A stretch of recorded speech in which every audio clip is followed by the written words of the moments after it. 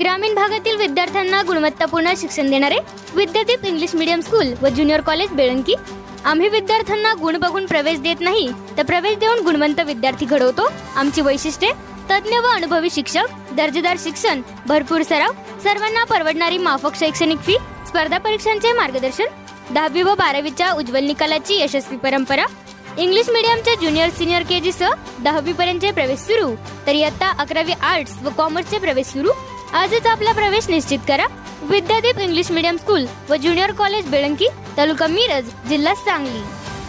प्रत्येक बातमीतील घटनेच्या वास्तविकतेची तुलना थेट पाहत रहा सांगली अपडेट।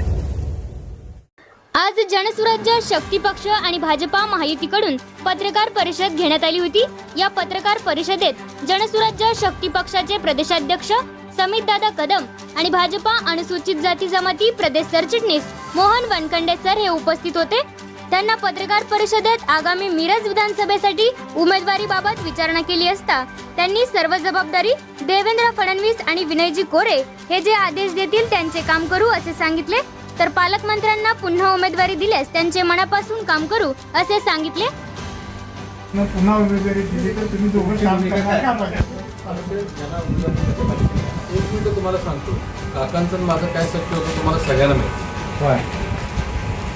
पण ज्या मिनिटाला देवेंद्रजींनी आम्हाला सांगितलं, सरांना, मला आणि शेखरे नामदारांना, आम्ही तिघही सगळ्याला तुम्ही आमचं नाव त्रिदेव ठेवलं, आम्ही तिघं एकत्र असतो। आज शेखर भाऊ गावी गेल्यामुळे आज ते येऊ शकले नाही, त्याच्या घरात 4 एकत्र असतात, तर आम्ही तिघं एकत्र असतो।